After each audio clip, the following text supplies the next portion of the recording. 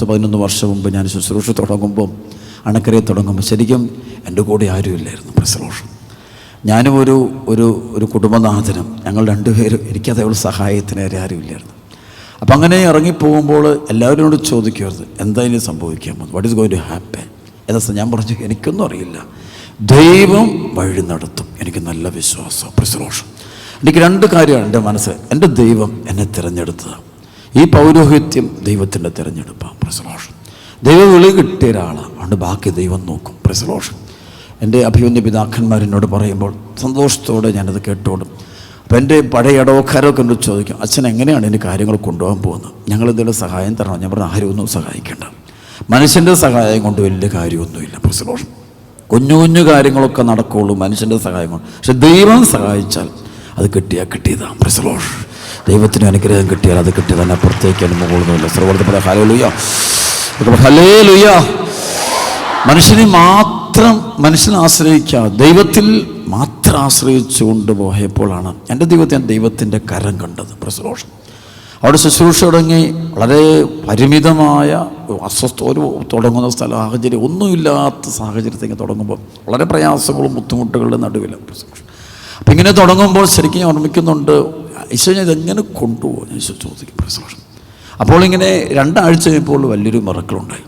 മിറക്കിളിങ്ങനെയായിരുന്നു, ഒരു വയനാട് പ്രദേശത്തു നിന്ന് ഒരപ്പൻ തൻ്റെ ഭാര്യനെയും കൂട്ടിക്കൊണ്ടുവരിക. ഈ ഭാര്യ ഒരു 50 വയസ്സ് കാണില്ല, മകൾ തളർന്ന് കിടക്കുക, 10 വർഷത്തോളമായിട്ട് തളർന്ന് കിടക്കുന്നയാൾ. അപ്പോൾ ആളെ എവിടെ ഇങ്ങനെ മൂവാറ്റുപുഴ തൊടുപുഴ ഭാഗത്തൊരു ആയുർവേദ ഹോസ്പിറ്റലോ എവിടെയും കൊണ്ട് തിരിവിപ്പിക്കുന്നത്, കുറേ തിരിവിപ്പിച്ച് നോക്കിയിട്ടൊന്നും ആൾ എഴുന്നേൽക്കുന്നില്ല. വർഷങ്ങളായ രോഗമാണ്, ചികിത്സിച്ചിട്ട് വലിയ കാര്യമൊന്നുമില്ല. അപ്പോൾ ആരോ ഇങ്ങനെ പ്രാർത്ഥിച്ചപ്പോൾ ഒരു വെളിപാട് പോലെ കിട്ടി, അണക്കരയിലൊരു ധ്യാനകേന്ദ്രമുണ്ട്, പ്രസലോഷം, അവിടെ പോയി ധ്യാനിച്ചോളാം, അവിടെ പോയി പ്രാർത്ഥിക്കുക. സത്യം പറയാൻ അവിടെ ആരുമില്ല. പ്രസലോഷം ഇങ്ങനെ സംഭവം ഒന്നുമില്ല തുടങ്ങിയെന്നുള്ള കാര്യം ലോകം ആരും അറിഞ്ഞിട്ടില്ല. പ്രസലോഷം പക്ഷേ ഇവർക്കൊരു വെളിപാട് കിട്ടിയിട്ടാണ് ഇവരവിടെ എത്തുന്നത്. ആദ്യമായിട്ട് എൻ്റെ അടുത്ത് വരുന്ന ഒരു ഫാമിലിയാണ്. പ്രസലോഷം അപ്പോൾ അന്ന് ഞാനൊരു ഉച്ചയ്ക്ക് ഒരു വെള്ളിയാഴ്ച ദിവസം ഒരു ഉച്ചയ്ക്കൊരു കുർബാന അർപ്പിക്കേണ്ട സമയത്താണ് ഇവർ കയറി വരുന്നത്. വിശുദ്ധ കുർബാന അർപ്പിക്കുന്നതിന് തൊട്ടും ഇവർ വന്നു കഴിഞ്ഞപ്പോൾ ഞാൻ അവരോട് പറഞ്ഞു 12 മണിയായി, ഞാൻ വിശുദ്ധ ബലി അർപ്പിച്ചിട്ട് വന്നിട്ട് ഞാൻ പ്രാർത്ഥിക്കാം. അപ്പോൾ ഈ സഹോദരി ഇവരിങ്ങനെ എടുത്തുകൊണ്ട് എൻ്റെ കുഞ്ഞൊരു മുറിക്കകത്തുകൊണ്ട്, അവിടെ 4-5 കസേരകളുണ്ടായിരുന്നു, കൈപ്പിടിയില്ലാത്ത. അപ്പോൾ അവിടെ അത് ചേർത്തിട്ടിട്ട് ഈ സഹോദരി അവരവിടെ കയറ്റിക്കിടത്തി. ഹസ്ബൻഡും പിന്നെ മകനും മകൻ്റെ ഭാര്യയോ അവരൊക്കെ ഉണ്ട്, കുഞ്ഞുങ്ങളുണ്ട്, ഓരോ സാധാരണക്കാർ. അപ്പോൾ അവരോട് തുടങ്ങി പ്രാർത്ഥിച്ചുകൊണ്ടിരിക്കുക. അപ്പോൾ നിങ്ങളിവിടുന്ന് പ്രാർത്ഥിച്ചു, ആളെ പള്ളിക്കകത്ത് കയറ്റത് പള്ളിച്ചാൽ കുർബാന അർപ്പിക്കുന്ന ചെറിയൊരു പന്തലുണ്ട്, കുഞ്ഞൊരു സ്ഥലം. അപ്പോൾ അങ്ങോട്ട് കൊണ്ടുപോകാൻ എടുത്തുകൊണ്ട് പോകാൻ പറ്റത്തില്ല, അത് നിലത്തുകൊണ്ട് കിടത്തണം, അത് ബുദ്ധിമുട്ട്. ഞാൻ പറഞ്ഞു ഇവിടെ എടുത്തിക്കോ. എന്നിട്ട് ഞാൻ പള്ളിയിൽ പോയി കുർബാന അർപ്പിച്ചു. ഒരു 10-30 പേരേ ഉള്ളെന്ന് അവിടെ ഉണ്ടായിരുന്നു.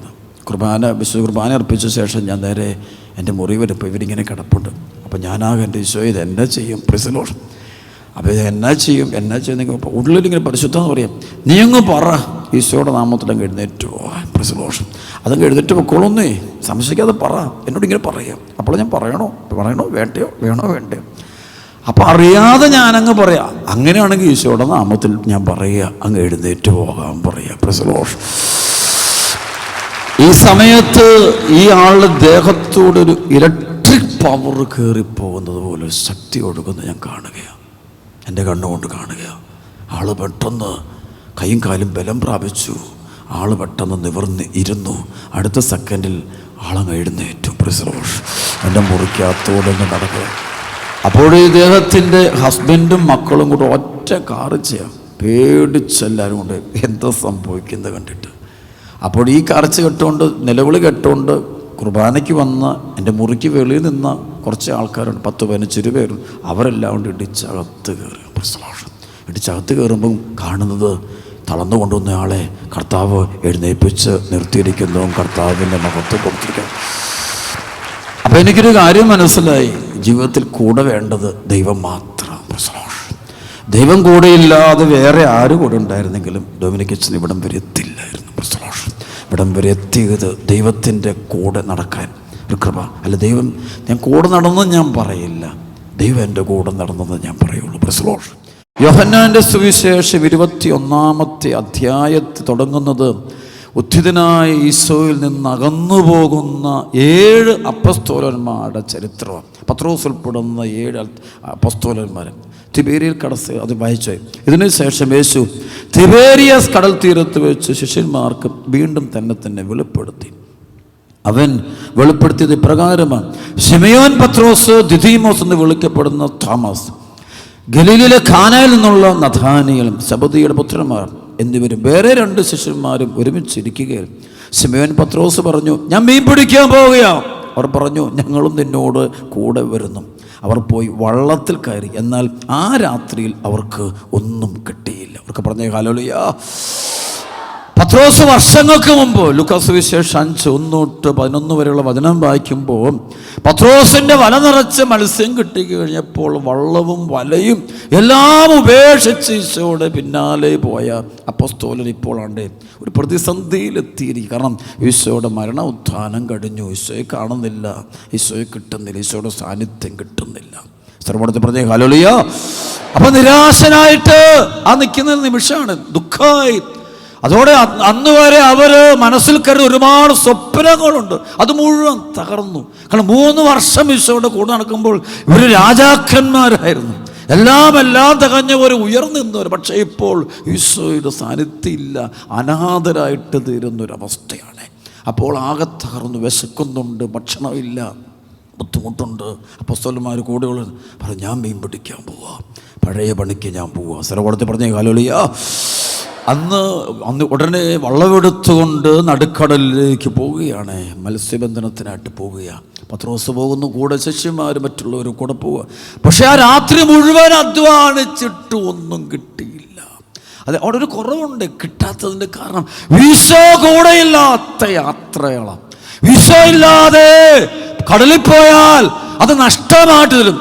ചിലവണ്ട് ഈശോ ഇല്ലാതെ പോയിട്ട് സമ്പാദിക്കുന്ന ആൾക്കാരൊക്കെ ഉണ്ട്. പക്ഷെ സമ്പാദിച്ച് നാട്ടിലെത്തിക്കഴിയുമ്പോൾ ഒന്നും എന്താച്ചാൽ ഞാൻ ഒരുപാട് നേടി, പക്ഷേ ഇപ്പം മുഴുവൻ ഒരു പ്രശ്നം വെച്ചാൽ സമ്പത്തായി, പക്ഷേ എന്തൊക്കെയാ ഈശോ ഇല്ലാത്തൊരു യാത്ര. അവർക്ക് പറഞ്ഞേ ഹല്ലേലൂയ. ശബ്ദം വരുത്തി പറഞ്ഞേ ഹല്ലേലൂയ, ഹല്ലേലൂയ. ആ രാത്രിയിൽ അവർക്ക് യാതൊന്നും ലഭിക്കുന്നില്ല. അവർ മടങ്ങുന്ന അവസ്ഥ. അപ്പോഴാണ് ഈശോ കരയിൽ നിന്നുകൊണ്ട് ഈശോ വിളിക്കുക, ഉറക്കെ, കുഞ്ഞുങ്ങളെ നിങ്ങളുടെ പക്കൽ വല്ലതും ഉണ്ടോ ചോദിക്കുമ്പോൾ ഉടനെ അവിടുന്ന് അവർ പറയുന്നുണ്ട്, ഞങ്ങളുടെ പക്കൽ ഒന്നുമില്ല. അവർക്ക് പറഞ്ഞേ ഹല്ലേലൂയ. ഉടനെ ഈശോ പറഞ്ഞു, നിങ്ങൾ വള്ളത്തിൻ്റെ വലതുവശത്ത് വലയിറക്കുക. ഈശോ പറയാ, വലതുവശം, അത് കർത്താവിൻ്റെ വശമാണത്. ദൈവത്തോട് ചേർന്ന് വലയിറക്കുക, ഈശോയോട് ഐക്യപ്പെട്ടുകൊണ്ട് നീ വലയിറക്കുക. എങ്കിലേ നീ പോകുന്ന അധ്വാനം ഫലപൂർണ്ണമാകുകയുള്ളൂ. നിന്റെ കഷ്ടപ്പാട് അവസാനം ഈശോയോട് ചേർന്നാണ് അധ്വാനി. വലതുവശം, പിതാവായ ദൈവത്തിൻ്റെ വലതുവശത്ത് ഉപവിഷ്ടനായിരിക്കുന്ന പുത്രൻ തമ്പുരാനായ ഈശോ മിശിഹ, അവനോട് ചേർന്നാണ് നീ അധ്വാനിക്കേണ്ടത്. അവനോട് ഐക്യപ്പെട്ടുള്ള അധ്വാനമേ ഫലമുണ്ടാകുള്ളൂ. സഭയോട് ചേർന്ന്, വിശുദ്ധ ബലിയോട് ചേർന്ന്, വിശുദ്ധ വചനങ്ങളോട് ചേർന്ന്, ദൈവകൽപ്പനകളോട് ചേർന്നുള്ള അധ്വാനം നടത്തുമ്പോഴാണ് നിനക്ക് ഫലം കിട്ടാൻ പോകുന്നത്. സ്ഥലപ്പെടുത്തി പറഞ്ഞേ ഹല്ലേലൂയ. ഒരു കൈയടിച്ച് കർത്താവ് നന്ദി പറഞ്ഞേ ഉച്ചത്തിൽ. നമ്മുടെയൊക്കെ നാട്ടിൽ ചില കുടുംബങ്ങൾ തകരുക, കൃഷിയിടങ്ങൾ അധ്വാനിച്ചിട്ട് അവിടെ ഒന്നും ഫലമൊന്നുമില്ല, അല്ലെങ്കിൽ ബിസിനസ് സ്ഥാപനങ്ങളെല്ലാം വളർന്ന് അവസാനം മുരടിച്ച് പോവുക. മക്കൾ പഠിച്ച് വളരുമെന്ന് കരുതി, പക്ഷേ കുറച്ച് ഇപ്പോൾ വഴിതെറ്റിപ്പോവുക. അപകടങ്ങൾ, അനർത്ഥങ്ങൾ വരുന്നതിൻ്റെ കാരണം ഈ വലതുവശം ചേരാതുള്ള നിന്റെ അധ്വാനം, ദൈവത്തോട് ചേരാതുള്ള അധ്വാനം, അത് നിനക്ക് ഫലമുണ്ടാകില്ല. വെറുതെ അധ്വാനിക്കാവുന്നുള്ളൂ. ഇതൊരുപാട് മക്കൾ കാണാവേ. ഇന്ന് നമ്മുടെ പത്രങ്ങൾ നോക്കുമ്പോൾ ഒരു വലിയ കാര്യമുണ്ട്. ഒത്തിരി വൽമ്പന്മാരായ പല ജീവിതങ്ങളും അപകടത്തിൽപ്പെട്ട് കിടക്കുന്നു, തകർന്നു കിടക്കുന്നു, പ്രശ്നങ്ങളിൽ പെട്ട് കിടക്കുന്നു, ജയിലിൽ കയറേണ്ടവ ഒരുപാട് വമ്പന്മാർ തകരുന്നത് ഈ കഴിഞ്ഞ 2-3 വർഷം കേരളത്തിലെ ദിനപത്രങ്ങൾ മുഴുവനും കാണാൻ പറ്റുമേ. എന്താ കാരണം? അവർ വളർന്നു വന്നത് ദൈവത്തെ കൂടാതെയുള്ള വളർച്ചയാണ്. പണമുണ്ട്, സമ്പത്തുണ്ട്, നേട്ടമുണ്ട്, എല്ലാം ഉണ്ടെങ്കിലും ദൈവമില്ല. പള്ളിപ്പോക്കില്ല, കുമ്പസാരം, ഒരു പക്ഷേ സഭയെയും കൂദാസകളൊക്കെ പകയോടെ കാണുന്നവരും വെറുപ്പോടെ കാണുന്ന ചില ജീവിതങ്ങൾ പോലും ഉണ്ട്. അങ്ങനെയുള്ള ജീവിതങ്ങൾ നോക്കുമ്പോൾ എല്ലാം, പക്ഷെ എല്ലാം ഒറ്റ ദിവസം കൊണ്ട് അപകടപ്പെടുന്നു, അനർത്ഥങ്ങളിൽ പോയി എത്തുന്നത് കാണാവേ. സർവ്വത്തെ പ്രത്യേക ഹല്ലേലൂയ. ഞാനായാലും നിങ്ങളായാലും ആരായാലും വലതുവശത്ത് വലയിറക്കുക. കർത്താവിനോട് ചേർന്നാണ് വലയിറക്കേണ്ടത്. ഉത്ഥിതനോട് ഈശോ പറഞ്ഞില്ലേ യോഹന്നാന്റെ സുവിശേഷം 15:1-11 വരെയുള്ള വചനം വായിക്കുക. എന്നെ കൂടാതെ നിങ്ങൾക്കൊന്നും ചെയ്യുക സാധ്യമല്ല. അവർക്ക് പ്രത്യേക ഹല്ലേലൂയ. എന്നെ കൂടാതെ നിങ്ങൾക്കൊന്നും ചെയ്യുക സാധ്യമല്ല.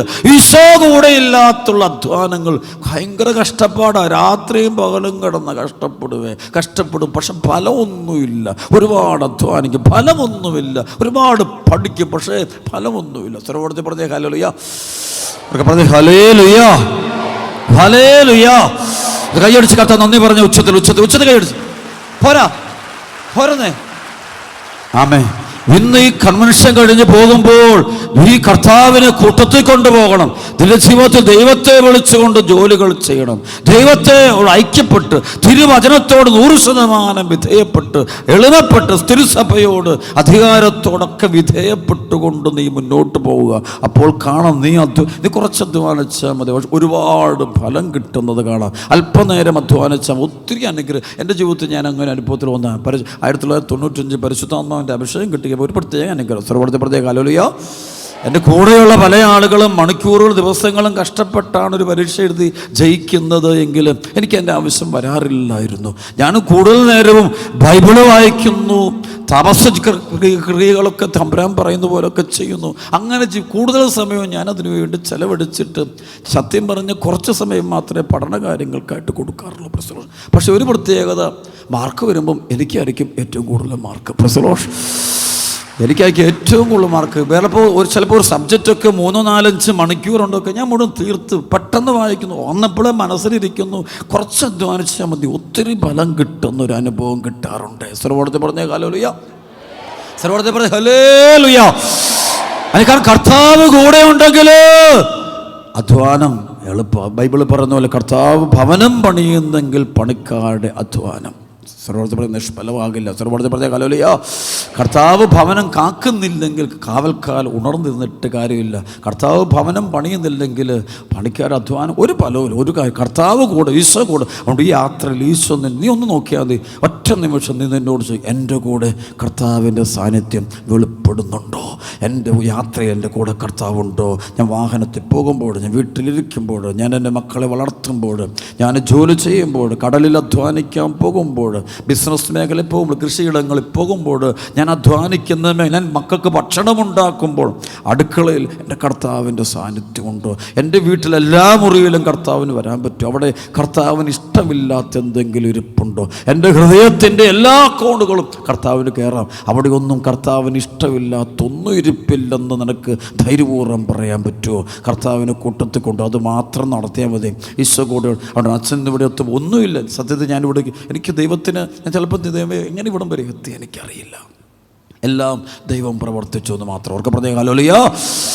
കൈയടിച്ച് കർത്താവ് പറഞ്ഞ മക്കളെ ഉച്ചത്തിൽ ഒറ്റ വിളി, ഈശോയേ, ഈശോയേ, ഈശോയേ. അപ്പോൾ യോഹന്നാന്റെ സുവിശേഷം 21-ാമത്തെ അധ്യായത്തിൽ കാണാവേ തിബേരിയസ് കടൽത്തീരത്ത് വെച്ചുണ്ടാകുന്ന മഹാത്ഭുതങ്ങൾ. ഒന്നവിടെ ഇതാണ് ഈശോ പറഞ്ഞിറക്കിയപ്പോൾ ഈശോയോട് കൂടെ ഈശോ അവരെ നോക്കിക്കൊണ്ട് നിൽക്കുകയാണ്. ഈശോയുടെ സാന്നിധ്യത്തിൽ അവരധ്വാനിക്കുന്നു, വലതുവശത്ത് വലയിറക്കുന്നു, കർത്താവിനോട് ചേർന്ന് പിതാവായ ദൈവത്തിൻ്റെ വലതുവശത്ത് ഉപവിഷ്ടനായിരിക്കുന്ന പുത്രൻ തമ്പുരാനായ ഈശോ മിശിഹായോട് ഐക്യപ്പെട്ടുകൊണ്ട് അധ്വാനിക്കുന്ന അധ്വാനങ്ങൾക്ക് ശരിക്കുള്ള ഫലങ്ങൾ ഉണ്ടാകുള്ളൂ. അല്ലാതുണ്ടാകുന്ന ഫലങ്ങളൊന്നും നിലനിൽക്കില്ല. ചിലരുണ്ട് കഷ്ടപ്പെട്ട് വീട്ടിലോട്ട് കൊണ്ടുവരും, ഇടയ്ക്ക് വെച്ചെല്ലാം നഷ്ടപ്പെട്ടു പോകുന്ന അവസരം. പറഞ്ഞ ഹല്ലേലൂയ. പഠിക്കൽ വെച്ച് കലമുടച്ച് കളയുന്ന അനുഭവം ഒത്തിരി പേരുണ്ട്. കഷ്ടപ്പെട്ട് ഇങ്ങനെ വെള്ളം കോരിക്കൊണ്ട് നമ്മളൊരു ഉപമ പോലെ കഥ പോലെ പറയുന്ന, കഷ്ടപ്പെട്ട് ഒരു കിണറ്റിൽ നിന്ന് വെള്ളം കോരിക്കൊണ്ട് അമ്മ വരികയാണ്. പോലെ സ്വപ്നം കണ്ടുകൊണ്ട് വരിക. പക്ഷേ വീടിൻ്റെ അടുക്കള ഭാഗത്ത് വന്ന് വീടിനകത്തോട്ട് കാലെടുത്ത് വെക്കുന്ന സമയത്ത് പെട്ടെന്ന് കാല് തെന്നിപ്പോകുന്നു. ഈ കൊണ്ടുവരുന്ന ജലം മുഴുവനും ആ പാത്രം അവിടെ കല്ലിൽ വീണ് പൊട്ടി തകരുന്ന് കാണാൻ പറ്റും എന്ന് പറഞ്ഞില്ല. പല ജീവിതങ്ങളും ഇങ്ങനെ കൊണ്ടുവരുന്നത് നഷ്ടപ്പെട്ടു. കാരണം അവനെ താങ്ങുന്നുള്ളൂ. ദൈവത്തിൻ്റെ സാന്നിധ്യം, ദൈവം താങ്ങാൻ അവൻ ആഗ്രഹിക്കുന്നില്ല. ദൈവത്തിൻ്റെ കരം ചോദിക്കുന്നില്ല. ദൈവത്തോട് മറുതലിക്കുന്ന ആളുകൾ, അവർക്ക് തന്നെ അനുഭവിക്കാൻ പറ്റില്ല. കൈയടിച്ച് കർത്താവ് നന്ദി പറഞ്ഞ ഉച്ചത്തിൽ പറഞ്ഞേ ഹല്ലേലൂയ, ഹല്ലേലൂയ. യേശു അവരോട് ചോദിച്ചു, കുഞ്ഞുങ്ങളെ, നിങ്ങളുടെ അടുക്കൽ മീൻ വല്ലതുമുണ്ട്? ഇല്ല എന്നവർ ഉത്തരം പറഞ്ഞു. അവൻ പറഞ്ഞു, വള്ളത്തിൻ്റെ വലതുവശത്ത് വലയിടുക, അപ്പോൾ നിങ്ങൾക്ക് കിട്ടും. അവർ വലയിട്ടു. അപ്പോൾ വലയിലകപ്പെട്ട മത്സ്യത്തിൻ്റെ ആധിക്യം നിമിത്തം അത് വലിച്ചു കയറ്റാൻ അവർക്ക് കഴിഞ്ഞില്ല.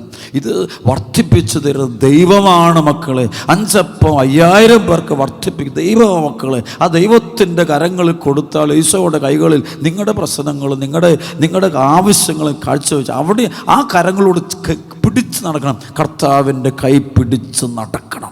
കർത്താവ് നിങ്ങളുടെ കുഞ്ഞുങ്ങളെ പഠിപ്പിക്കേണ്ടത്, പഠിക്കുന്ന ഒത്തിരി യുവാക്കൾ യുവതികളും അലതീഷ്ണതയോടെ പ്രാർത്ഥിക്കുന്നു കണ്ടു. അവരെല്ലോടും ഈശോയിൽ മക്കൾ ഈശോയുടെ കൈയെ മുറുകെ പിടിച്ചുകൊണ്ട് ജീവിതം നടത്തണം. മുറുകെ പറഞ്ഞേ ഹല്ലേലൂയ. ഈശോയോട് പറയണം, ഈശോയെ, ഞാൻ നിന്നെ ഇട്ടേച്ച് പോകാതിരിക്കാൻ നീ എൻ്റെ കയ്യിൽ മുറുകെ പിടിച്ചിരിക്കണം.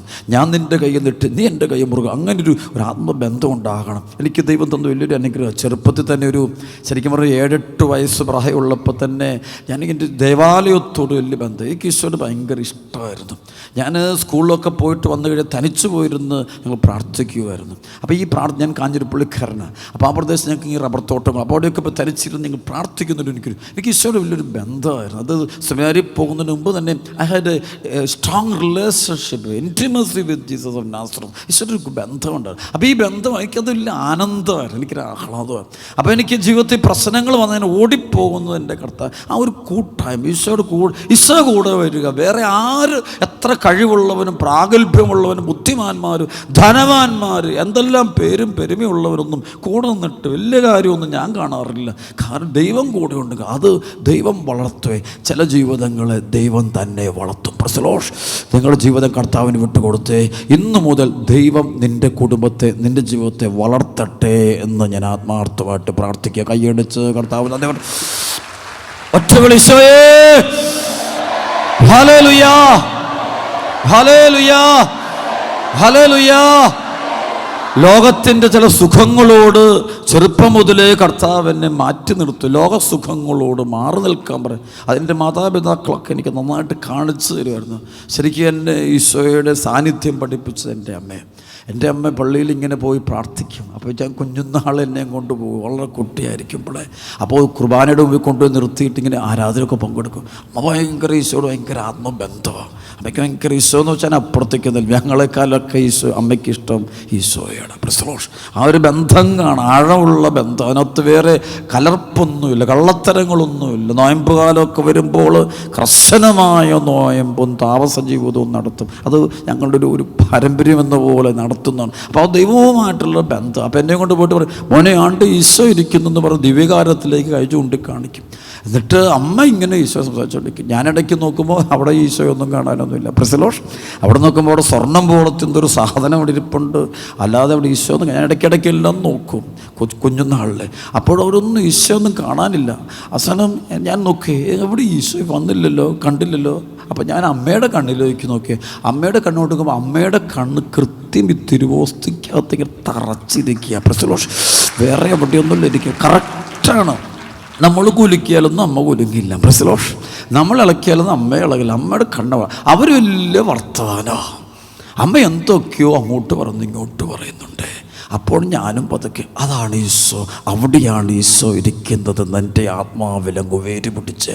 അപ്പോൾ ഞാനതിലേക്ക് നോക്കിക്കൊണ്ടിരിക്കുമ്പോൾ, ഞാനിങ്ങനെ ഇരിക്കുമ്പോൾ അമ്മേൻ്റെ ചെരുവിൽ 2 പ്രാർത്ഥന. ആദ്യത്തെ പ്രാർത്ഥന, ഈശോയെ ഞാൻ നിന്നെ സ്നേഹിക്കുന്നെന്ന് പറഞ്ഞോണം. പ്രസലോഷ്, അത് ഞാനങ്ങനെ പറഞ്ഞുകൊണ്ടിരിക്കുക. കുറച്ച് പേര് ഈശോയെ ഒരു വിശുദ്ധനാക്കണമേ എന്ന് പ്രാർത്ഥിക്കുക. വേറൊന്നും ചോദിക്കേണ്ട, ഈശോ പഠിച്ചോളം പറയും. സർവ്വത്തിൽ പറയാം ഹല്ലേലൂയ.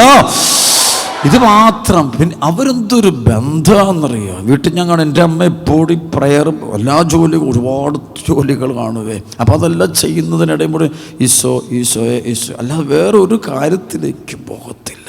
വേറൊരു കാര്യത്തിൽ അങ്ങനെ ഗ്രേസ് നടക്കാം. അപ്പം അങ്ങനൊരു അന്തരീക്ഷത്തിലുള്ള. അപ്പോൾ എങ്ങനെ ഈശോയുടെ സാന്നിധ്യം അനുഭവിക്കാൻ പറ്റും. അപ്പോൾ എനിക്കൊരു ഈശോ അങ്ങനെ അമ്മ കൂട്ടുകൂടുന്നു കണ്ടിട്ട് ഞാനും എൻ്റെ ഈശോയുടെ കൂട്ടുകൂടി തുടങ്ങി. മാതാപിതാക്കള് ഈശോയോട് കൂട്ടുകൂടുന്നത് കണ്ടാണ് മക്കൾ ഈശോയോട് കൂട്ടുകൂടാൻ പോകുന്നത്. ജീവിതത്തിലെ ഏറ്റവും വലിയ സമ്പത്ത് ഈശോ മിശിഹായ, വേറെ ഒന്നുമില്ലെന്ന് ഞാൻ എൻ്റെ ചെറുപ്പത്തിൽ പഠിച്ചു കഴിഞ്ഞു. ലോകത്തിലൊന്നും വേണ്ട, ഈശോയെ കിട്ടിയാൽ മതി, എല്ലാം തികഞ്ഞു എന്നുള്ളതാണ് എൻ്റെ ആത്മീയ ശാസ്ത്രം. പ്രൈസ്. ഈശോയെ സ്വന്തമാക്കി കഴിഞ്ഞാൽ പിന്നെ ഒന്നിൻ്റെ ആവേശം നമുക്ക് തോന്നില്ല, ഒന്നിനോടും പ്രത്യേകിച്ച് താല്പര്യവും തോന്നില്ല. പേരിനോടോ പെരുമയോടോ പ്രശസ്തിയോടോ ഒന്നിനോടോ അങ്ങനെ പ്രത്യേക നമ്മുടെ ഉത്തരവാദിത്തങ്ങളെല്ലാം നമ്മൾ, പക്ഷേ അതൊന്നും നമുക്ക്, ഇപ്പം ഞാൻ ഈ ശുശ്രൂഷ വലിയ സന്തോഷം, പക്ഷേ എനിക്കിതിനേക്കാൾ സന്തോഷം ഇത് കഴിഞ്ഞു പോയി എൻ്റെ ഈശോയുടെ അടുത്ത് കുറേ നേരം തനിച്ചിരിക്കുന്നതാണ് എനിക്ക് ഏറ്റവും വലിയ ആനന്ദത്തിൻ്റെ മണിക്കൂറായിട്ട് ഞാൻ കാണുന്ന സംബോധന. കാരണം ആ ഒരു പ്രസൻസ് കിട്ടണം. അതാണ് നമ്മുടെ ദൈവമക്കൾക്ക് കുറഞ്ഞു പോയിരിക്കുന്നത്. തകർച്ചയുടെ പാപം ചെയ്യരുത്. കാണുന്ന അവൻ കൂട്ടുകെട്ടൊക്കെ നമ്മൾ ഉപേക്ഷിക്കുന്ന എന്തിനാ? ചെറുപ്പം പോലെ കൂട്ടുകെട്ട് ഉപേക്ഷിക്കാൻ മാതാപിതാക്കൾ എന്നെ പഠിപ്പിക്കുമായിരുന്നു. അത് നമ്മൾ ഉപേക്ഷിക്കുന്നതിൻ്റെ കാരണം എന്താ? ഈശോയുമായിട്ടുള്ള ബന്ധം നഷ്ടപ്പെടും മോനെ, ദൈവത്തെ നഷ്ടപ്പെടും. വൈകുന്നേരങ്ങളിൽ എല്ലാ ദിവസവും വൈകുന്നേരം 7 മണിയാകുമ്പോൾ കുരിശ് വരെയുണ്ട്. ഞങ്ങൾക്ക് ജപമാല ചൊല്ലും 1 മണിക്കൂർ പ്രാർത്ഥന മുട്ടും എന്നൊന്ന് പ്രാർത്ഥിച്ചോണം. ചെറുപ്പത്തിൽ പറഞ്ഞേ ഹല്ലേലൂയ. കൃത്യമാണ് പ്രാർത്ഥന, അതിനകത്തൊരു വിട്ടുവീഴ്ചയൊന്നുമില്ല. അതില്ലാതെ ഭക്ഷണമൊന്നും കഴിക്കാൻ കിട്ടത്തില്ല. അത് പ്രാർത്ഥിച്ച് തീർന്നെങ്കിൽ മാത്രമേ ഭക്ഷണം തരൂ. അത് രോഗമുണ്ടെങ്കിലും ഇല്ലെങ്കിലും വയ്യെങ്കിലും ഏത് പ്രായക്കാരനായാലും ശരി ആ കുരിശ് വരെ പ്രാർത്ഥനയിൽ ശരിക്കും അത് ജപമാല ഇരുന്ന് ചൊല്ലി പ്രാർത്ഥിക്കുമ്പോൾ ആ ഒരു ബന്ധം ഉണ്ടാക്കിയെടുക്കുക.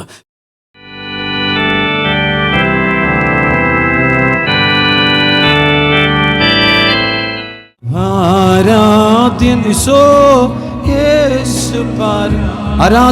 ഈശോയെ. മാലാഖമാരുടെ വിശുദ്ധരോട് ചേർന്ന് പുണ്യവാന്മാരോട് ചേർന്ന് ദൈവജനത്തോട് നിൻമുഖമെൻ ഹൃദയത്തിലാ മാധുര്യമാ നിൻമൊഴികൾ തണുപ്പിക്കുന്നൻ ഹൃദയം. മാധുര്യമാ നിൻമൊഴികൾ തണുപ്പിക്കുന്നൻ ഹൃദയം. ഈശോയെ ആരാധ്യൻ യേശുവരാ വണങ്ങുന്നു ഞാൻ പ്രിയനേ. തേജസ്സിലും നിൻ മുഖമൻ ഹൃദയത്തിൽ. ഒറ്റ വിളിശോയെ സ്തുതിക്കുന്നു സ്തുതിക്കുന്നു സ്തുതിക്കുന്നു സ്തുതിക്കുന്നു. Hallelujah hallelujah hallelujah. സന്നിധിയിൽ വസിച്ചോട്ടെ, പാദങ്ങൾ ചുംബിച്ചോട്ടെ. കർത്താവേ, അങ്ങയുടെ തിരുമുമ്പിൽ വസിക്കുന്നു. പാപിനിയെ പോലെ ആരാധ്യൻ യേശു പരാ വണങ്ങുന്നു ഞാൻ പ്രിയനേ. തേജസ് എല്ലാ കെട്ടുകളും ബന്ധനങ്ങളും ഇപ്പൊ തന്നെ അടിയട്ടെ. യേശുനാമത്തിൽ കൽപ്പിക്കുന്നു. ഹൃദയത്തെ എല്ലാ കെട്ടുകളും അടിയട്ടെ. ഒറ്റ വിളിശോയെ സ്തുതിക്കുന്നു സ്തുതിക്കുന്നു സ്തുതിക്കുന്നു സ്തുതിക്കുന്നു സ്തുതിക്കുന്നു.